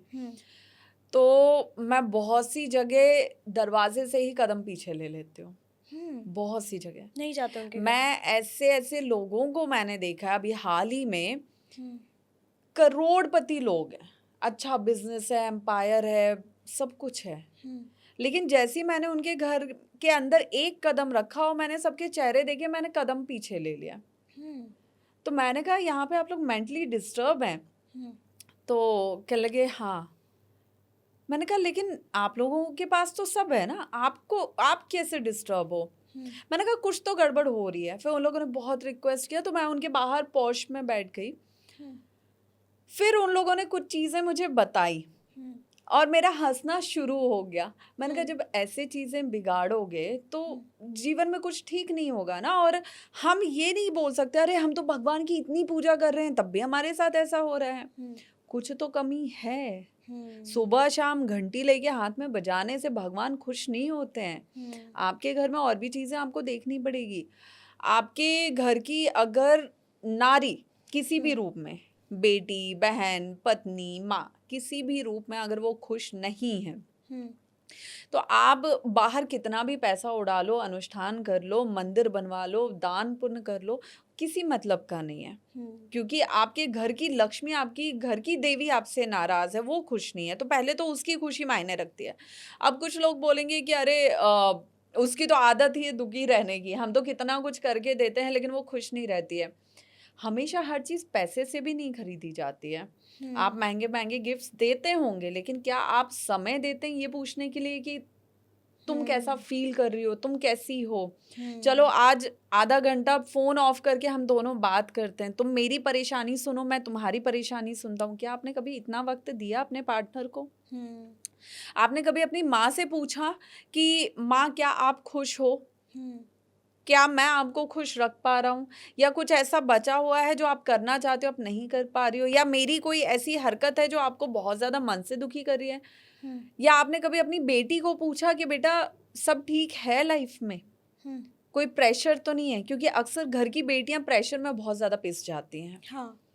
तो वो चीज़ें हमें बात करने से पता चलेगा। आप ऑफिस से स्ट्रेस लेके आ रहे हो, घर पे बीवी पे स्ट्रेस निकाल रहे हो, उसे गालियां दे रहे हो, उसे मारपीट कर रहे हो, तो ये समझो कि आपके साथ जो हो रहा है वो और 100 गुना होने वाला है, और ज्यादा होने वाला है।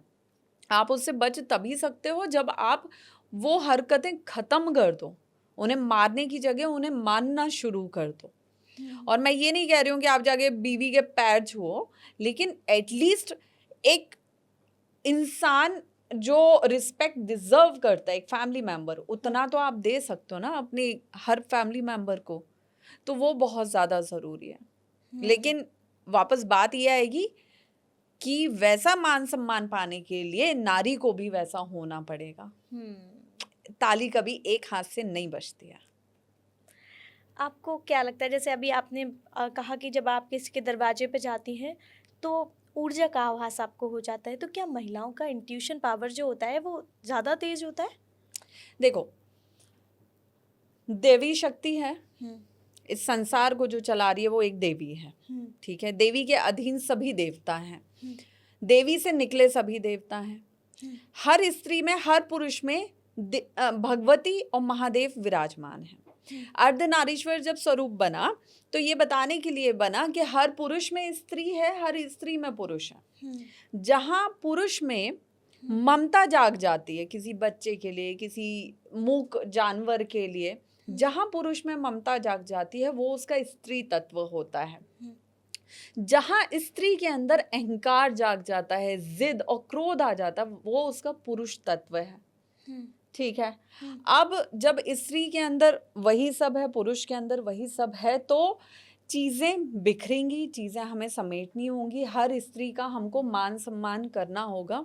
अब ये जो इंट्यूशन पावर है, एक तो भगवती की शक्ति, ऊपर से वो भी नारी के अंदर विराजमान, वो इंट्यूशन पावर, वो सिक्स सेंस जिसको हम बोलते हैं, वो सबके अंदर है, हर नारी के अंदर है। पुरुष में भी है, लेकिन पुरुष के कंपैरिजन में नारी में और ज्यादा स्ट्रांगली है वो। लेकिन वो जागृत तभी होगी जब आप खुद में प्योर होगे। मैं कोई नहीं होती हूँ किसी के कैरेक्टर, किसी की लाइफ को जज करने वाली, लेकिन आप ईश्वर के प्रति उतना समर्पित हो। अब ईश्वर के प्रति समर्पित होने का मतलब ये नहीं है कि आप दिन के 4 घंटे पूजा में बिताओ। ईश्वर के प्रति समर्पित होने का मतलब ये है कि आप कुछ भी करो, आप ऑफिस में बैठे हो, आप इस वक्त होस्ट कर रहे हो, कुछ भी कर रहे हो, आपके मन में ये चल रहा हो कि हाँ, मुझे, मेरा बॉन्ड भगवान से है, मुझे अपने कर्मों को खराब नहीं करना है। जो व्यक्ति अपने कर्मों पे काम करता है ना, उसकी जो सिक्स सेंस है वो और ज़्यादा स्ट्रॉन्ग होते जाते हैं। और ये क्योंकि फीमेल्स में और जल्दी जागृत हो जाते हैं, तो जब आप कहीं भी जाओगे, किसी से भी मिलोगे, आपको अपने आप फील हो जाएगा कि इस इंसान से मुझे बात करनी है, नहीं करनी है, ये इंसान पॉजिटिव है, नेगेटिव है, ये जगह पॉजिटिव है, नेगेटिव है, आपको अपने आप चीज़ें फील होने लग जाएंगी। लेकिन तब जब आप मन से प्योर होना शुरू हो जाओगे, आप किसी की बिना मतलब बुराई नहीं करोगे, आप किसी के लिए चालें नहीं चलोगे, किसी का बुरा नहीं सोचोगे। मंदिर में घंटी बजाना मत करो, आपके पास टाइम नहीं है, आप मत जाओ। मैं तो लोग मुझे बोलते हैं कि हम मंदिर नहीं जाते, मैं बोलते मत जाओ, क्या रखा है पूजा पाठ में, क्या रखा है दर्शन में, मत करो। लेकिन एटलीस्ट अपने कर्मों पे काम करो, आपके कर्म ही आपका ईश्वर है। और जिस दिन आपने ये समझ लिया कि मुझे किसी के साथ बुरा नहीं करना है, और आपने शोर शराबे से ज़्यादा, दिन के 12 घंटे में अगर आधा घंटा शांत बैठना शुरू कर दिया ना, आपकी इनर सेंस जो है, सिक्स सेंस जो है, वो अपने आप जागृत होने लगेगी और आप बिना बोले बहुत चीज़ें समझने लगोगे। ये चीज़ है, और ये सबके साथ होता है। आपने बहुत ज़्यादा उम्र तो नहीं है आपकी, छोटी हैं आप, काफ़ी उम्र में अभी कम है, और इतनी उम्र में बहुत सारी चीज़ें आपने देखी, एक जगह से निकल कर दूसरी जगह आई, आपने अपना खुद का काम किया, आपने बताया एंकरिंग आपने खुद सीखी, फिर मॉडलिंग भी की, और इतने इस सफ़र में, और एक बहुत अच्छा आपने नाम भी बनाया अपना, अब तो सभी जानते हैं लगभग आपको। तो इस पूरे सफ़र में सबसे ज़्यादा मुश्किल जब आपके जीवन में आई तो वो कौन सा समय था? मेरा जीवन ही, मुझे लगता है कि शनिदेव ने ना मुश्किलों से भरा हुआ किया है। उन्होंने मुझे दिया तो बहुत कुछ दिया, और छीना तो बहुत कुछ एक पल में छीना। तो मैंने लाइफ में बहुत बुरे से बुरा वक्त भी देखा है, मैंने ऐसा वक्त भी देखा है जब हम किसी वजह से हमें झांसी से गांव शिफ्ट होना पड़ा, और तब मोहल्ले में किसी की शादी थी गांव में। पापा का एक्सीडेंट, पापा के बैक टू बैक एक्सीडेंट्स हो रहे थे, हमारे पास खाने को पैसे नहीं थे, मतलब खाना खाने के लिए भी पैसे नहीं थे खरीदने के लिए, और मोहल्ले में एक शादी थी। तो मेरी एक रिलेटिव थी, उनके पास सब कुछ था। तो मैं थी तब 5th 6th क्लास में। मैं उनके पास गई, मैंने कहा दीदी वो उनके यहाँ शादी है, आप भी जा रही हो ना, तो मुझे अपनी कोई ड्रेस दे दो जो मैं पहन लूँ उनकी शादी में। वो मुझे चाहती तो वो मुझे कुछ भी बेस्ट से बेस्ट दे सकती थी, वो मुझसे 3-4 साल बड़ी थी। उन्होंने मुझे अपनी घर में पहनने वाली, यहाँ से उसकी सिलाई खुली हुई एक फ्रॉक दी, और मैं वो पहन के भी खुश थी क्योंकि मुझे कुछ तो पहनने को मिला। उसकी सिलाई खुली हुई थी, मम्मी ने सुई धागे से सिल दिया था, और फिर मैं अपनी घर की हवाई चप्पल पहन के शादी में पहुंच गई। तो मैंने वो समय भी देखा है। फिर जब हम भोपाल शिफ्ट हुए, तब तक मैं बहुत शांत स्वभाव की थी। मैं बहुत, मुझे अगर कोई डांट दे, डांट ना छोड़ो, मुझे गुस्से में कोई आंख दिखा देना तो मैं कांपने लगती थी। मैं बहुत डरी सहमी हुई एक लड़की थी। और फिर जब हम भोपाल में आए, तो भोपाल में आके एकदम से ना, पता नहीं भगवान ने मेरा माथा फेर दिया। मुझे बहुत गुस्सा आने लगा, बहुत ज़्यादा। कोई कुछ बोलता था, बोलने से पहले मैं खींच के एक थप्पड़ मारती थी। मैं इतनी अग्रेसिव हो गई थी। और लड़कों से तो मुझे अलग ही खुन्नस आती थी। मुझे लगता था इस दुनिया में सारी बुराई इन्हीं की वजह से है। तो मैं लड़कों को मैंने बहुत मारा, बहुत थप्पड़ मारे, बहुत बेल्ट मारे। फिर वो सब करके अच्छा, आप लड़कों को मारती भी थी? अरे मैं बहुत मारा है लड़कों को। अरे, लेकिन कभी कोई ये नहीं बोल सकता कि इसने मुझे बिना वजह मारा है। हाँ। आपने मुझे गलत तरीके से देखा, आपकी गलती ये है। मैंने कुछ बोलने का मौका ही नहीं दिया आगे।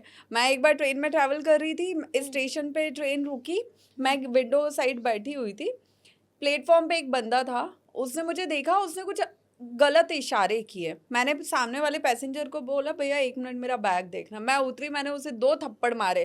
कहते अरे क्यों मारे, ये वो, मेरी ट्रेन चलने लगी। मैंने कहा अब मैं नेक्स्ट कभी आऊंगी तो बताऊंगी तुम्हारी गलती क्या है। मैं ट्रेन में बैठ के चली गई। तो मैंने बहुत लड़कों को मारा। और एंकरिंग में ये भी प्रॉब्लम होती थी कि काम करवा लेते थे, फिर पेमेंट के वक्त पैसे कटते थे। अरे आपने ये वर्ड गलत बोला तो क्लाइंट ने इतने पैसे काट लिए। ये इवेंट मैनेजर्स करते थे। तो इवेंट मैनेजर्स भी मुझसे बहुत सुनते थे। फिर मेरा नाम इस मामले में खराब होने लगा कि देखो हर्षा से अगर काम करवाना है तो सोच समझ के करवाना, क्योंकि अगर उसका पैसा टाइम पे नहीं मिला तो फिर वो बैंड बजाएगी, और वो फिर किसी का लिहाज नहीं करती। और मेरा सबसे बड़ा पॉइंट ये था, अगर मैं आपके दिए हुए समय पे आ रही हूँ, अपना काम बहुत अच्छे से करके जा रही हूँ, क्लाइंट भी तारीफ कर रहा है, सब चीज़ें, तो मेरा पैसा लेट देने वाले या कम देने वाले आप होते कौन है? आपने जैसी जो कंडीशंस रखी, मैंने काम किया ना। और अगर मुझे पैसे की ज़रूरत नहीं होती तो मैं क्यों घर के बाहर निकल के धक्के खाऊं? मैं पैसे के लिए काम कर रही हूँ ना, तो मुझे मेरा पैसा टाइम पे चाहिए। और बस मैं अपने उसी नेचर की वजह से मार्केट में थोड़ी सी वैसी हो गई कि नहीं हर्षा वो तो बहुत बदतमीज है। इंसान को लड़कियों कभी को अपनी गलती बदतमीज नहीं कह दिखती देना है। आसान है। लड़कियों को बहुत कुछ कह देना आसान है, ठीक है। तो वो सारा हुआ, फिर मैं दिल्ली शिफ्ट हुई। फिर दिल्ली में अलग स्ट्रगल, क्योंकि यहाँ पे अकेले रहना और नाइट में अकेले ट्रैवल करना, अभी तो हो सकता है कन्वीनियंट हो गया हो, अभी का मुझे नहीं पता, लेकिन जब मैं रहती थी तब, जब मैं नई नई दिल्ली आई थी, मुझे याद है कि एक बार दिल्ली में मैं अपना इवेंट ख़त्म करके कीर्ति नगर मेट्रो स्टेशन से मैं उतरी थी जनकपुरी मेट्रो स्टेशन। वहाँ से मुझे रिक्शा लेना था, लेकिन क्रिसमस की शाम थी तो मैं लेट हो गई थी इवेंट से आने में, तो मुझे रिक्शा नहीं मिल रहा था। तो मेट्रो स्टेशन के पास एक कोई छोटा मंदिर बना हुआ था, मैं वहाँ तक वॉक करके आई। मैं मम्मी से फ़ोन पे बात कर रही हूँ, वहाँ पे मैं खड़ी हुई हूँ कि कोई रिक्शा मिल जाओ। मैं थोड़ी सी डर भी रही थी क्योंकि पूरा सुनसान एरिया हो रहा था। एक रिक्शा दिखा, मैं रिक्शे में बैठी। थोड़ा आगे जैसे ही गए तो इस right side left side bike से लोग आ गए और वो नशे में थे, वो मुझे रोक रहे थे, रिक्शे वाले को मारने लगे थे। और मैं बहुत ज़्यादा डर गई थी क्योंकि वो मेरे साथ पहली बार हो रहा था। हालांकि सुना था दिल्ली के बारे में, लेकिन देखना, एक्सपीरियंस करना पहली बार था। और जो मैंने चिल्लाया, मैं पुलिस के लिए चिल्लाई, मैंने जो मेरे पहचान के यहाँ पे लोग थे जिन्होंने मुझे रूम दिलवाया उनको कॉल किया। फिर आगे जैसे ही सिग्नल आने वाला था, वहाँ पे लाइट रोशनी दिख रही थी, थोड़ा ट्रैफिक दिख रहा था, फिर वो लोग गायब हो गए। मतलब मैंने अपनी लाइफ में बहुत सारे स्ट्रगल्स देखे हैं, काम करने को लेके, आगे बढ़ने को लेके। बस मेरी ये जिद रही, और ये जिद मुझे लगता है हर लड़की में होनी चाहिए कि कहीं कोई जगह आपको ये लगे ना कि यहाँ पे इतना कुछ हो गया, अब मैं डर गई हूँ, मैं घर से नहीं निकलूंगी, वहाँ पे आपको इतना जिद्दी होना पड़ेगा कि किसी डर की वजह से मैं कभी घर में कैद होके नहीं रहूंगी। आपका डर ही आपको नीचे गिराता है। मेरे साथ जिंदगी में बहुत सारे हादसे हुए, अकेले ट्रैवल करने की वजह से, अकेले काम करने की वजह से मुझ पे बहुत बार अटैक भी हुए, बहुत सारी चीज़ें हुई, लेकिन मुझे कोई डर नहीं डरा सका। हर डर ने मुझे मजबूत बनाया है, हर डर ने मुझे जिद्दी बनाया है। आज अगर आपके सामने मैं बैठी हूँ, वो अपने जिद की वजह से बैठी हूँ कि क्या कोई आएगा, मुझे कुछ बोलेगा और मैं यहाँ से छोड़ के चली जाऊंगी? क्या मैं शीशे में खुद से नजर मिला पाऊंगी कि उसने मुझे डराया, मैं डर गई इसलिए मैं घर में बैठी हूँ? आज भी जब मेरे पेरेंट्स मुझे बोलते हैं, जब ये सब विरोध और ये सब चीजें देखते हैं, उनको डर लगता है कि बेटी है भाई, कल को कुछ हो ना जाए। लेकिन आज भी मैं बोलती हूँ कि जिस दिन मैं हार के मुझे वापस आना पड़ा, जिस दिन टूट के मुझे वापस आना पड़ा, उस दिन मैं कभी वापस नहीं आऊंगी, मैं रहूंगी ही नहीं इस दुनिया में। क्योंकि हर्षा को ये एक्सेप्ट नहीं है कि हर्षा कभी हार के कहीं से जाए। हर्षा जब भी जाए तो अपनी मर्जी से जाए, ना कि किसी के दबाव में जाए। और हर लड़की को ऐसा होना चाहिए, हारना नहीं है कभी भी नहीं। जिद्दी बनो, मजबूत बनो, और जो डराए सबसे पहले उसी पे हावी हो जाओ। झांसी की रानी बन जाना होता है फिर। बुंदेलखंडी खून है। तो जब लोग इतना तक गिर जाते हैं कि अटैक्स भी करवाते थे आप पे? हाँ, मुझ पे हुए हैं। मुझ पे जब मैं एंकरिंग करती थी तब होटल के रूम में भी अटैक हुए हैं। मैं जब अकेले ट्रैक करने जा रही थी तब मुझ पे चौपटा में मुझ पे अटैक हुआ है। वहाँ पे कुछ लड़के आए हुए थे नशे में, उन्होंने अटैक किए। बहुत सारी चीज़ें हुई हैं ज़िंदगी में, बहुत सारी चीज़ें। बहुत बहुत देखा है जिंदगी बहुत में। ट्रॉमा यूं ही देखा है। हर्षा रिछारिया हर्षा नहीं बन गई। मैं बोल रही हूँ ना कि जब तक मैं भोपाल नहीं आई थी तब तक मैं एक डरी सहमी हर्षा थी जिसने दुनिया नहीं देखी थी। आज जो हर्षा है वो बहुत बदला हुआ स्वरूप है। बोल्ड, आज वो उसी आदि शक्ति का स्वरूप है जिस आदि शक्ति की वो बात करती है। माँ जिस तरह सौम्य है और विकराल है, उसी तरह सामने वाले पे निर्भर करता है वो मेरा सौम्य स्वरूप देखना चाहता है या मेरा रौद्र रूप देखना चाहता है। मैं उसी स्वरूप के खुशी से दर्शन करवा दूंगी। अभी भी अब आपसे लोग हरा रही हैं लोगों को। अभी आने लोगों ने वाले सर वक्त पटक में लिया है पता ना कि चलेगा। हाँ हो गया। अब आने वाले वक्त में पता चलेगा, अब देखते समय रहिएगा, लगेगा। न्यूज़ बराबर देखिएगा। समय लगेगा। फिर हमारी एक बार मुलाकात होगी और बिल्कुल। फिर ज़रूर आप हमें बताइएगा अपने अनुभव। तो क्या आपको लगता है कि फेमिनिज्म ने परिवारों को कमज़ोर कर दिया है? देखिए, फेमिनिज्म ना लोग उसका मतलब समझ नहीं पा रहे हैं। मैं आज भी यही बोलूँगी। अब आप बोलोगे कि आप महिला हो के ऐसी बात कर रहे हो, लेकिन महिलाएं इसका मतलब समझ नहीं पा रही। हाँ। आपको जो करना है, आप अपनी जिंदगी में आज़ाद हैं, पूरी तरह आज़ाद हैं। जिसको जो करना होता है उसे कोई रोक नहीं सकता है करने से। लेकिन ये चयन, ये चूज आपको करना पड़ेगा कि जो आप कर रहे हो क्या वो सही है। देखो, भेड़ चाल तो सभी चल लेते हैं और भेड़ चाल चलना सबसे आसान होता है। जो सब कर रहे हैं, सब कुएं में कूद रहे हैं, तुम भी जाके कूद जाओ, सबसे आसान काम है। कोई आप पे उंगली नहीं उठाएगा। लेकिन जहां पे आप अलग करोगे, लोग आपका विरोध करेंगे, वहां पे खुद पे प्राउड फील करो कि मैं कुछ तो अलग कर रही हूँ जो लोगों को इतनी तकलीफ हो रही है। और वहां से जिंदगी में कुछ करने का मजा आता है। साधारण रूप पे एक मुर्दा शरीर भी ऐसे ही पड़ा होता है ना, जिसे कोई फर्क नहीं पड़ता है और उसे कोई कुछ बोलता भी नहीं है। अगर आपको कोई कुछ बोल रहा है, आपका कोई विरोध कर रहा है, आप पे कोई आरोप लगा रहा है, तो ये सबूत है इस बात का कि आप जिंदा हो और लोगों को आपके जिंदा होने से दिक्कत हो रही है। आप गलत नहीं होने चाहिए।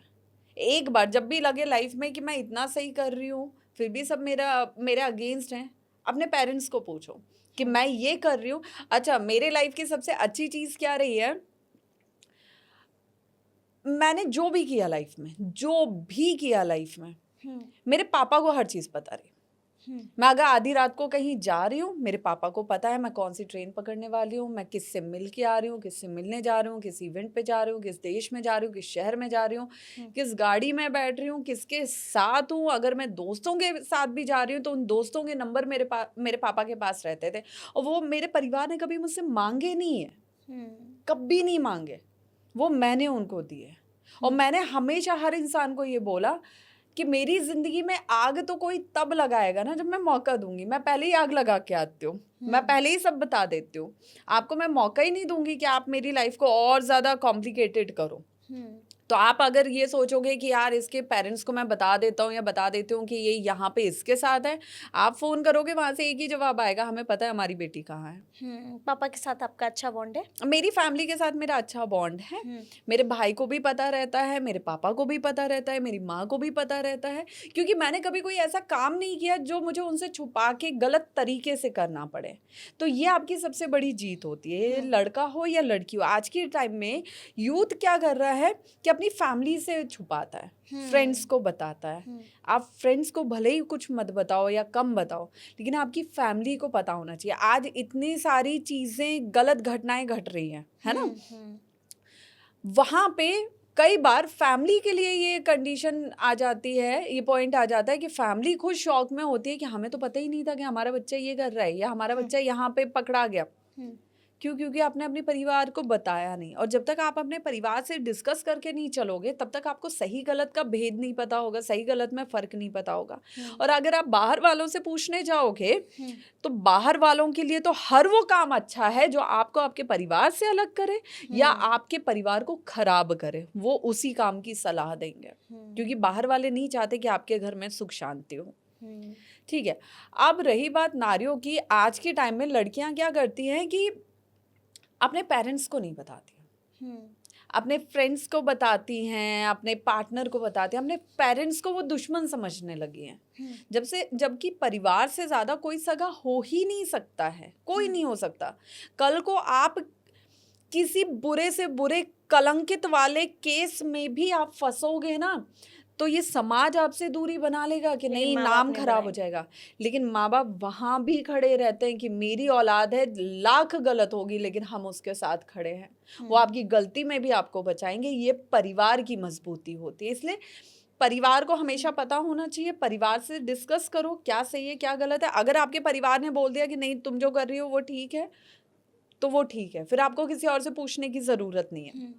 लेकिन आजकल कुछ चीज़ें, जैसे मेरी अभी कुछ दिनों पहले बात हुई, उन्होंने बोला कि लाइक मेरे तो फैमिली में भी ड्रिंक करते हैं, पेरेंट्स बैठ के बच्चों के साथ ड्रिंक करते हैं। अब इस कल्चर को मैं क्या बोलूँ क्या बोलूँ मैं तो वहाँ पेरेंट्स के लिए ज़रूरी है कि आप अपनी बेटी को बताएं कि फेमिनिज्म का क्या मतलब होता है। आप और मैं जिस क्षेत्र से निकल के आते हैं, बुंदेलखंड से, वहाँ अगर हम फेमिनिज्म की बात करेंगे तो वहाँ फेमिनाइन एनर्जी का ना बोल्ड रूप, आपको बोल्ड अवतार देखने को मिलेगा, जहाँ पे किसी औरत से आप कुछ लेके तो बताओ, अगर वो ना कुटाई कर दे ना आपको वो कहते हैं ना कि छठी का दूध याद ना दिला दे तो बोलना, तो वो स्वरूप होता है जब आप गलत बर्दाश्त ना करो। वो स्वरूप होता है जब आपको पता है कि आप सही हो और दुनिया में कोई ऐसा पैदा नहीं हुआ जो आपको सही होते हुए भी गलत ठहरा दे। हम उस क्षेत्र से, उस भूमि से आते हैं जहाँ आज भी जब हमें लोग बोलते हैं हमारे व्यवहार की वजह से अरे ये तो झांसी की रानी जैसी लग रही है, तो वो हमारे लिए गर्व का पल होता है कि हमारे निडर स्वभाव की वजह से हमें उस नाम से जाना जा रहा है और हमें बिल्कुल। बहुत प्राउड है उस चीज़ पे। तो वो जो फेमिनाइन एनर्जी है ना हमारे अंदर की, हमें वो पहचाननी होगी। दुर्गा भी हमारे अंदर है, काली भी हमारे अंदर है, भगवती हमारे अंदर है। हमें उसे जागृत करना होगा, ना कि नशे को, लेट नाइट कल्चर को और ड्रग पार्टी को। हम इसको फेमिनाइन एनर्जी नहीं बोल सकते। ये हमारे अंदर की एनर्जी का सत्यानाश कर रहा है और ये समझना बहुत ज़रूरी है। सबसे बड़ी समस्या आज के समय में यही है कि इंसान अपने आप को ही नहीं पहचान पा रहा है। एग्जैक्टली। आपका सबसे ज़्यादा सपोर्ट आपके जीवन में किसने किया? जब भी आप कोई फैसला ले रहे हैं कुछ भी कि ठीक है ओके कर लो, आपका सबसे ज़्यादा सपोर्ट कौन मेरी करता है? फैमिली। आपकी फैमिली। फैमिली में सबसे ज़्यादा करीब आप किसके हैं? देखिए मैं किसी एक को तो कैसे करीब बोलूं, लेकिन हाँ जब भी क्योंकि माँ जो होती है ना, माँ बहुत इमोशनल होती है। माँ जल्दी भावुक हो जाते हैं कि अरे हमारी बेटी के साथ कुछ बुरा तो नहीं हो रहा, कुछ हो तो नहीं रहा है, कुछ गलत तो नहीं हो रहा, कहीं फंस तो नहीं रही है, किसी ने कुछ कर तो नहीं दिया। इसलिए माँ को हम जल्दी चीज़ें बताने से, मैं तो स्पेशली थोड़ा डरती हूँ कि इनको टेंशन ना हो जाए। लेकिन मैं बहुत जल्दी अगर मैं बताती हूँ अपने पापा और भाई को, और माँ के बाद फिर वही दोनों हैं, तो पापा और भाई को तुरंत बता देती हूँ कि देखो अभी ऐसा ऐसा है, इसका क्या करना है, तो अभी ऐसा हो रहा है तो अब क्या करना है। यार मेरे को बहुत टेंशन हो रहा है, कभी कभी रात में नींद नहीं आती तो मैं भाई को फ़ोन कर लेती हूँ, नींद नहीं आ रही तो फिर हम लोग पंचायत करते हैं। तो मेरी फैमिली के साथ मेरा बॉन्ड ना बहुत क्लोज है और ये हमेशा से है, और ये मेरी मजबूती का एक सबसे बड़ा कारण है। फैमिली का साथ होना बहुत ज़रूरी है। जी। कुछ भी करो, किसी भी फील्ड में रहो, जब कुछ कर रहे हैं तो परिवार का साथ होना बहुत ज़रूरी होता है। बिल्कुल। आपको क्या लगता है, क्या गुड गर्ल सिंड्रोम होना महिलाओं की सबसे बड़ी समस्या है? डिपेंड करता है कि आप किस हद तक गुड गर्ल बन के रहती हो। क्योंकि एक समय ऐसा भी आता है, एक स्टेज ऐसा भी आता है जब आपको बैड गर्ल भी बनना पड़ता है, तब आपको वैसा भी बनना पड़ता है जैसा सामने वाला है। हमेशा गुड गर्ल इमेज कैरी करके चलोगे तो रौन दिए जाओगे। इसलिए गुड गर्ल वहाँ बनो जहाँ पे गुड लोग हों, और बैड गर्ल वहाँ बनो जहाँ बैड लोग हों। सीधा कॉन्सेप्ट। जैसे हमारे यहाँ बोलते हैं ना, जैसा देश वैसा वेश। जो जिस भाषा में समझो उसे उस भाषा में समझाओ। कोई गाली दे रहा है तो ये मतलब नहीं है कि उसको गालियां देना शुरू कर दो, लेकिन उस जगह से अगर पॉसिबल है तो हट जाओ। मेरे आसपास जब नेगेटिव लोग आते हैं, कोई किसी की बुराई कर रहा है या कोई अननेसेसरी किसी को गाली दे रहा है, कुछ भी, मैं तुरंत उस जगह से हट जाती हूँ। चाहे वो मेरा कितने भी क्लोज फ्रेंड्स हो, मैं तुरंत हट जाती हूँ। उसका रीज़न ये है कि मुझे उनकी नेगेटिव एनर्जी अपने ऊपर हावी नहीं चाहिए, और वो मुझसे कुछ बोल नहीं रहे हैं जो मैं उनको जवाब दूँ। जब कोई मुझसे डायरेक्ट बात करता है तब वो उसी भाषा में जवाब पाता है। मैंने हाथों में मेहंदी लगाई है, ना मुंह में दही जमाया है। मैं वैसी हूँ जैसे आप हो। खुलकर बोलना, बेबाक, स्ट्रॉन्ग। आपका मेरा रूम है। आप जैसा मुझसे बिहेव करोगे, मेरा वैसा ही रिफ्लेक्शन आप पाओगे। तो अंत में अब हम करेंगे रैपिड फायर, और कुछ छोटे छोटे क्वेश्चन हैं, उनके हमको जवाब दीजिएगा। तो प्यार या सम्मान? सम्मान। मैरिज या पीस? पीस।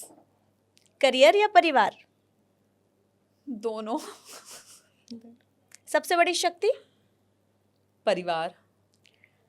महिलाओं की सबसे बड़ी भूल? बहुत ज़्यादा भावुक होना। कौन सा मंत्र हर महिला को करना चाहिए? डिपेंड करता है महिला पे या उसके इष्ट पे कि वो किसको इष्ट मानती है।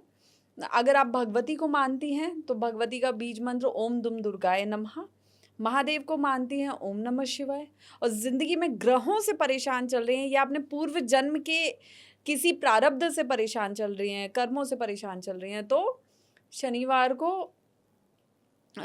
ओम नमो भगवते रुद्राय नमः। एक आदत जो हर लड़की छोड़ दे अभी? खुद को कमज़ोर समझना, लेकिन स्ट्रॉन्ग आपको एक वीरांगना की तरह बनना होगा, ना कि एक नशेड़ी की तरह। एक आदत जो हर महिला अपनाए? सम्मान और शांति। अब इस एपिसोड के अंत में मैं कुछ सवाल आपसे करूंगी। जो महिला अंदर से टूट चुकी है उसे आप क्या संदेश देना चाहेंगी? टूटो टूट टूट जाओ, हार जाओ, रो लो, हम्म, एक घर के एक कमरे के अंदर बैठ के जितने दिन गुजारने हैं गुजार लो, लेकिन खुद से उतने दिन में एक सवाल करो हम्म, कि जहाँ तुम टूटी हो क्या वहाँ तुम गलत थी, और अगर तुम गलत नहीं थी तो जितने दिन भी रोना है रो के उस कमरे से बाहर निकलो और ये डिसाइड करो कि अगर मैं गलत नहीं थी तो मैं यहाँ से जाऊंगी कहीं नहीं, मैं अपने अधिकार की लड़ाई लड़ के रहूंगी। और अगर तुम गलत थी तो मेरा सीधा कॉन्सेप्ट है कि अगर मैं गलत हूँ तो मैं दंडवत होके माफ़ी मांग लेती हूँ, क्योंकि अपनी गलती पे माफ़ी मांगना कोई बुराई नहीं है, इससे आप छोटे नहीं होते हो। और दूसरे की गलती पे हार ना मानना, ये अपने स्वाभिमान का चयन है, ये ज़रूर करना चाहिए। आपके पूरे सफ़र में आपकी माँ का सपोर्ट रहा और आपने क्या रियलाइज़ किया कि हर माँ को अपनी बेटी को ये बात ज़रूर सिखानी चाहिए? जब से मैंने एंकरिंग स्टार्ट की है और आज मेरा संन्यास तक का सफ़र, मेरे हर दिन के कपड़े, मेरे तब इवेंट के कपड़े, मेरे तब शोज़ के कपड़े, मेरे आज संन्यास वाले कपड़े, मैं हर कपड़े अपनी माँ के हाथ के बने हुए पहनती हूँ। ये कपड़े भी उन्हीं के बनाए हुए हैं। मेरी माँ मेरे साथ हर पल में रहती हैं, उनसे थोड़ी कभी कभी नोक झोंक भी होती है, लेकिन मुझे लगता है जितना सपोर्ट उनका रहा है मेरे जीवन में वैसा हर माँ को रहना चाहिए। और वो जो भी माँ हो जिनकी एक बेटी है और उन दोनों में नहीं बन रही है, तो आप दोनों को एक दूसरे को समझना पड़ेगा। आज माँ और बेटी का जब रिश्ता होता है तो एक जनरेशन गैप भी आता है। उस गैप को देखते हुए एक दोस्तों की तरह रहना और एक दूसरे को समझना। बेटी को भी ये समझना होगा कि मेरी माँ पूरे दिन घर में रह के घर के काम संभालती है, उनके तो कोई ऐसे दोस्त भी नहीं है जिनसे वो बात कर सकती है। तब बेटी को ही माँ का दोस्त बनना पड़ेगा और माँ को भी ये समझना होगा कि बाहर इसके भले ही लाख दोस्त हों, लेकिन इसे अच्छे तरह से समझाने वाली सिर्फ मैं हूँ। तो एक वो दोस्त वाला रिश्ता जब तक नहीं बनेगा तब तक वो रिश्ता कभी पूरा नहीं होगा। तो हर माँ बेटी में एक दोस्त वाला रिश्ता ज़रूर होना चाहिए। क्या एक स्त्री पूरी दुनिया में बदलाव ला सकती है? बिल्कुल। कैसे? आने वाले वक्त में देखना। आप बड़ा बदलाव लाने वाली हैं? हो सकता है ईश्वर ने ये काम मुझे सौंपा हो। महिलाओं के लिए आपका सबसे बड़ा जीवन मंत्र क्या है?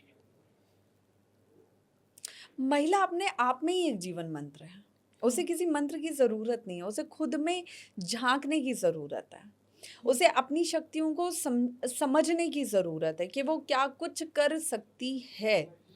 आज एक 80 साल की महिला हो जिसने अपना 80 साल पूरे जीवन का घर में परिवार में ही गुजारा हो, जिसने बाहर की दुनिया ना देखी हो, वो भी अगर है ना तो वो उस जीवन के अंतिम दौर में भी बहुत बड़ा बदलाव पूरे खानदान के लिए लेके आ सकती है। लेकिन वो आग आपको ही जलानी पड़ेगी कि मुझे कुछ करना है, वो शुरुआत आपको ही करनी होगी। और जब नारी जिद पे अड़ती है, जब नारी ये संकल्प लेती है कि मुझे करना है, और अगर आपका काम सही दिशा में है तो धीरे धीरे सब आपसे जुड़ने लगते हैं। लेकिन पहला कदम आपको ही उठाना होगा, हर बेड़ी को तोड़ते हुए। तो विमेंस टॉक के इस एपिसोड में आज हमने हर्षा जी से उनके जीवन की बहुत सारी बातें जानी। अगर इस एपिसोड में आपको उनकी बातों से मिली हो कुछ प्रेरणा तो हमें कमेंट करके ज़रूर बताइए और इस एपिसोड को लाइक ज़रूर कीजिए। और अगले एपिसोड में हम किसको बुलाएं आप हमें ये भी कमेंट करके बताइए। बहुत बहुत शुक्रिया हर्षा जी हमारे साथ बातचीत करने के लिए, वुमेन्स टॉक के इस मंच पर आने के लिए और हमारी लाखों महिलाओं की प्रेरणा बनने के लिए। बहुत शुक्रिया।